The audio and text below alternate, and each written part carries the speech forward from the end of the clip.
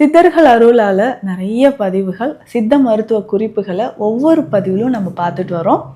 அந்த வகையில் இந்த நரம்புகள் வலிமையாக இருக்க என்ன மாதிரியான விஷயங்களை முதல்ல செய்யக்கூடாது அப்படின்றத நம்ம டாக்டர் எனக்கு இடுப்புல இருந்து கால் வரைக்கும் நரம்பு இழுத்த மாதிரி இருக்குங்க, நடக்கவே முடியல, அந்த தொடை பகுதியில் அவ்வளோ வலி தெரியுது, இடுப்பில் ஆரம்பித்த வலி எனக்கு கால் வரைக்கும் வலி தெரியுது.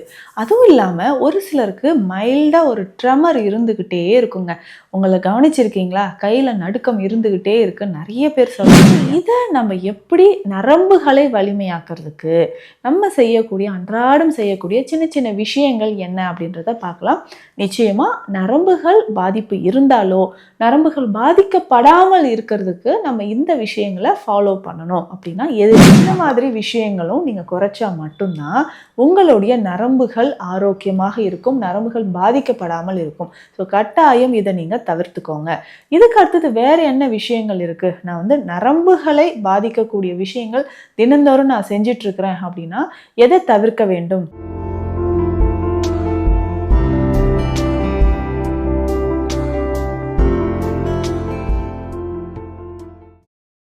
வரம் நேயர்களுக்கு வணக்கம். நான் doctor Nithya, Siddha physician.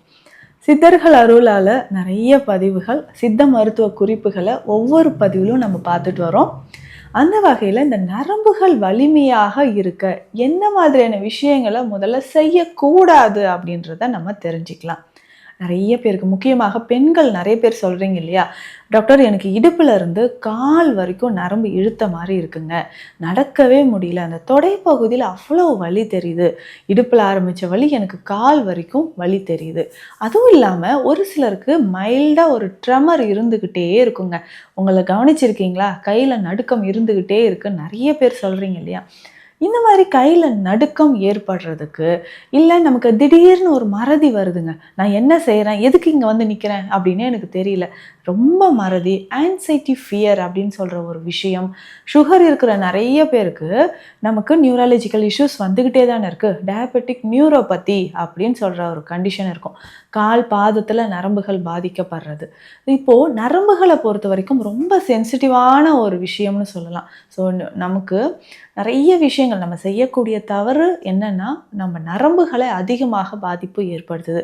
So உதாரணத்துக்கு இப்போ நரம்புகள் பாதிக்கப்பட்டுச்சுன்னா உடலோட ஃபங்க்ஷனே நமக்கு பாதிக்கப்படுது. ஸோ நடக்க முடியல அப்படின்னு சொல்கிறது. முக்கியமாக இதில் பார்க்கின்சன் டிசீஸ் அப்படின்ற ஒரு ப்ராப்ளம் இருக்குது இல்லைங்களா, நடுக்குவாதம் அப்படின்னு சொல்கிறோம். இதை தாண்டி பார்த்தோம்னா அதில் ஜென்ரலாகவே செய்யக்கூடிய விஷயங்கள் எதுவுமே செய்ய முடியாத மாதிரி இருக்கும். அதுக்கப்புறம் பார்த்தோம்னா நடக்கவே முடியாத மாதிரி, இந்த சயாட்டிகா பெயின் சொல்லுவாங்க, ஸ்ட்ரோக் வந்துருச்சுங்க அப்படின்னு, பேரலிசிஸ். ஸோ இந்த மாதிரி விஷயங்கள் எல்லாமே நரம்புகளால், நியூராலஜிக்கல் சிஸ்டமே நமக்கு மாறுது, நர்வ் சிஸ்டம் நமக்கு அஃபெக்ட் ஆகுதுன்னா வரக்கூடிய பிரச்சனை தான். ஸோ இதை நம்ம எப்படி நரம்புகளை வலிமையாக்குறதுக்கு நம்ம செய்யக்கூடிய அன்றாடம் செய்யக்கூடிய சின்ன சின்ன விஷயங்கள் என்ன அப்படின்றத பார்க்கலாம். நிச்சயமாக நரம்புகள் பாதிப்பு இருந்தாலோ நரம்புகள் பாதிக்கப்படாமல் இருக்கிறதுக்கு நம்ம இந்த விஷயங்களை ஃபாலோ பண்ணணும். அப்படின்னா எதுன்னு பார்க்கலாம். ஃபஸ்ட்டு நம்ம ஃபாலோ பண்ணக்கூடியது, இதை தவிர்த்தே ஆகணுங்க அப்படின்னு நீங்கள் சொன்னீங்கன்னா, அதிகமான உப்பு சேர்ந்த உணவுகள் ஃபஸ்ட்டு. ஸோ நிறைய பதிவுகளில் நான் சொல்லியிருக்கேன், உப்பு சேர்த்து சாப்பிட சாப்பிட நரம்புகள் அதிகமாக பாதிப்படையும், சிறுநீரகம் பாதிப்படையும், இதயம், ரத்தம் எல்லாமே நமக்கு பாதிப்படையுது. அப்படி இந்த உப்பு சேர்ந்த உணவுகள்னு சொல்கிறீங்க, நான் உப்புலாம் கொஞ்சம் கம்மியாக தானே சாப்பிட்றேன், அதிகமாகலாம் நான் போடுறதில்ல அப்படின்னு நினச்சிங்கன்னா, இந்த உணவுகள் எல்லாம் நீங்கள் அதிகமாக சாப்பிட்டுட்டு இருந்தீங்கன்னா அதை குறைச்சிக்கோங்க. ஃபஸ்ட்டு ரெடிமேட் மசாலா, டக்குன்னு இப்போ நான் வீட்டில் ஒரு ஃப்ரை பண்ணுறேன், ஒரு வெஜிடபிள் நான் பண்ணுறேன்னா ஒரு மசாலா ஒரு சின்ன பேக்கெட்டில் போட்டு நம்ம பண்ணிடுவோம். அதே மாதிரி தான் நிறைய மசாலா கூட சேர்த்தே வரும். ஸோ ரெடி டு குக், 2 மினிட்ஸ்லாம் நம்ம ரெடி பண்ணிடலாம் அப்படின்ற மாதிரி உணவுகள் இருக்குது இல்லைங்களா. அது கூட சின்ன சின்ன பேக்கெட்டில் ஒரு மசாலா கொடுப்பாங்க. அது என்னெல்லாம் நம்ம ஆராய்ச்சி பார்க்குறதே கிடையாது. ஸோ ஓப்பன் பண்ணி போட்டு குக் பண்ணி உடனே நம்ம சாப்பிட்டுட்டு ஓகே நல்ல டேஸ்டியாக இருக்குல்ல அப்படின்னு நினைப்போம். அந்த டேஸ்ட்டு தான் நரம்புகளுக்கு பாதிப்பை தரக்கூடியது. ஸோ அந்த டேஸ்ட் மேக்கர்ஸாக இருக்கட்டும், அதிகமான சால்ட்டாக இருக்கட்டும், உங்கள் நரம்புகளை அதிகமாக பாதிப்பு ஏற்படுத்துது. ஏற்படுத்துது. இதை தாண்டி பார்த்தோம்னா ரெடிமேட் சூப் மசாலா சாப்பிட்றோம், ரெடி டு குக் ஃபுட்ஸ் நிறைய சாப்பிட்றோம். ஸோ இது எல்லாமே என்ன ஆகுனா உங்களுடைய நரம்பு மண்டலத்தை அதிகமாகவே பாதிக்கும். ஸோ அதனால் அதிகமாக ஜங்க் ஃபுட் சாப்பிட்றதோ இல்லை சாஸ் மயோனைஸ் மாதிரியான உணவுகள் எடுக்கிறது, உப்பு சார்ந்த உணவுகளை எடுக்கிறத முக்கியமாக நீங்கள் தவிர்த்தே ஆக வேண்டும். ஸோ இது என்னன்னா அதிகமான நரம்புகளையும் நர்வ் சிக்னல்ஸை வந்து அஃபெக்ட் பண்ணுறதுக்கு ஒரு காரணமாக இருக்குது. சிறுநீரக பாதிப்போ இல்லை அல்சைமர்ஸ் மாதிரியான டிசீஸ் வர்றதுக்கோ இது முக்கியமான காரணம். அடுத்து நீங்கள் தவிர்க்க வேண்டிய முக்கியமான விஷயம் அப்படின்னு பார்த்தோம்னா, இந்த எண்ணெயில் பொரிச்சு பொரிச்சு சாப்பிட்றீங்க இல்லையா, அதாவது டீ டைம் வந்துருச்சு, டீ பிரேக் வந்துருச்சு அப்படின்னா உடனே ஒரு பஜ்ஜியோ இல்லை சமோசா இந்த மாதிரி ஒரு விஷயங்கள் சாப்பிட்றது, இது கூடவே டீ குடிச்சிருவோம். ஸோ டெய்லி ரெகுலராக இது மட்டும் இல்லைங்க, இந்த டீ பஜ்ஜி சமோசா இதோட நிற்கிறது கிடையாது. ஸோ நான்வெஜ் நிறைய விரும்பி சாப்பிட்றீங்க. நான் ஆஃபீஸ் விட்டு வர வழியில் ஸோ இந்த நான்வெஜ் டெய்லி கடையில் கிடைக்குது, நல்லா பொரித்து எண்ணெயில் பொரித்து எடுத்து வச்சு கொடுப்பாங்க. ஸோ இந்த மாதிரி விஷயங்கள் நம்ம என்னென்னா ரெகுலராக சாப்பிடும்பொழுது நரம்புகள் நிச்சயமாக உங்களுக்கு பாதிப்பை ஏற்படுத்தும். ஏன்னா ஒரு முறை பயன்படுத்திய எண்ணெயை திரும்ப திரும்ப திரும்ப யூஸ் பண்ணிக்கிட்டே இருப்பாங்க. அதையும் நம்ம வாங்கி சாப்பிட்டுட்டு அதில் இருக்கக்கூடிய அந்த டேஸ்ட் மேக்கர் மசாலா எல்லாமே ரெடிமேட் மசாலா தான் அவங்களும் ஆட் பண்ணுவாங்க. ஸோ அது எண்ணெயில் போட்டு ஒரு நாள் பயன்படுத்திய எண்ணெயை திரும்ப திரும்ப திரும்ப யூஸ் பண்ணிக்கிட்டே இருப்பாங்க. நம்மளும் அந்த மாதிரி ரெகுலராக அந்த உணவுகளை வாங்கி சாப்பிடும்பொழுது, இதை தாண்டி பார்த்தோம்னா இந்த தந்தூரி மாதிரியான ஐட்டம்ஸு இது எல்லாமே எடுத்துக்கும் பொழுதும் உங்கள் நரம்புகள் அதிகமான பாதிப்புக்கு உள்ளாகுது.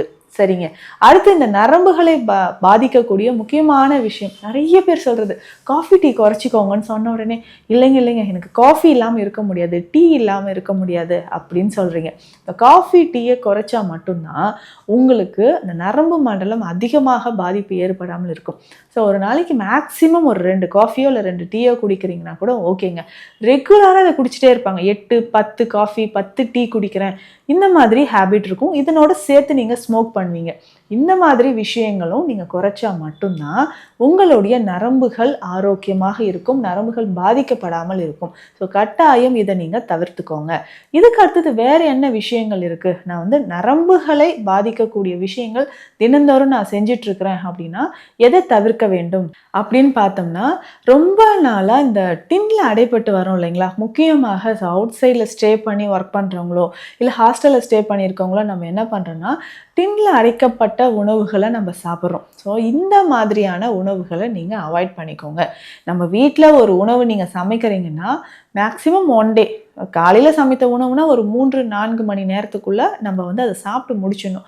ஆனால் இப்போ இந்த டின்ல அடைக்கப்பட்ட உணவுகள்லாம் பார்த்தோம்னா ஒரு மாத கணக்கில் 6 மாதம் 8 மாதம் வரைக்கும் டைம் போட்டிருப்பாங்க. ஸோ இப்போ அந்த அளவுக்கு ப்ரிசர்வேட்டிவ் சேர்த்துருக்கக்கூடிய உணவுகளாக இருக்கும்போது உங்கள் நரம்புகள் அதிகமாக பாதிக்கப்படுது, கேன்சர் சம்மந்தப்பட்ட பிரச்சனைகளும் வர்றதுக்கு வாய்ப்பு இருக்குது. ஸோ அந்த டின்ல இருக்கக்கூடிய கெமிக்கல்ஸ், ஹெவி மெட்டல்ஸ், இது ஃபர்ஸ்ட் பாயிண்ட்.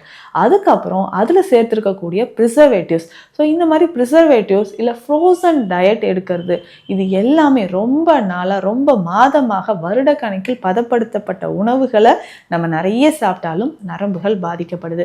ஸோ இந்தந்த விஷயங்கள் எல்லாமே நம்ம அன்றாடம் வாழ்க்கையில் தெரியாமல் செஞ்சுட்ருக்கக்கூடிய விஷயங்கள். இதை கட்டாயம் தவிர்த்துக்கோங்க. ஸோ நரம்புகள் ஆரோக்கியமாக இருப்பதற்கு இயற்கையான வழிமுறைகள் நிறையவே இருக்குது. ஸோ அதற்கேற்ற மாதிரி நம்ம மசாஜ் தெரப்பியோ இல்லை உள்ளுக்கு சாப்பிடக்கூடிய மூலிகை மருந்துகளோ நம்ம எடுத்துக்கிட்டே வரலாம். ரொம்ப சிம்பிளாக பார்க்கணுன்னா உங்கள் நரம்புகள் வலிமையாக இருப்பதற்கு தினம்தோறும் நம்ம ஃபாலோ பண்ண வேண்டிய ஒரே ஒரு மூலிகைன்னு பார்த்தோம்னா பூனைக்காளி விதைகள். இந்த பார்க்கின்சன்ஸ்னால பாதிக்கப்பட்டவங்க கரெக்டாக சொல்லுவாங்க, இந்த பூனைக்காளி விதையை நான் சாப்பிட்றேங்க அப்படின்னு. இந்த பூனைக்காளி விதையை ஒரு மாதத்திற்கு ரெகுலராக ஒரு ஸ்பூன் அளவுக்கு பாலில் கலந்தோ இல்லை வெந்நீரில் கலந்தோ சாப்பிட்டுட்டு வாங்க. நரம்புகள் தொடர்பான பிரச்சனைகளுக்கு இது பேசிக்காக சித்த மருத்துவத்தில் நம்ம பயன்படுத்தக்கூடிய ஒரு மூலிகை. ஸோ உங்களுக்கு சித்த மருத்துவம் தொடர்பான மருத்துவ ஆலோசனைகள் தேவைப்பட்டால் ஸ்க்ரீனில் இருக்கிற நம்பருக்கு காண்டாக்ட் பண்ணுங்கள். நன்றி.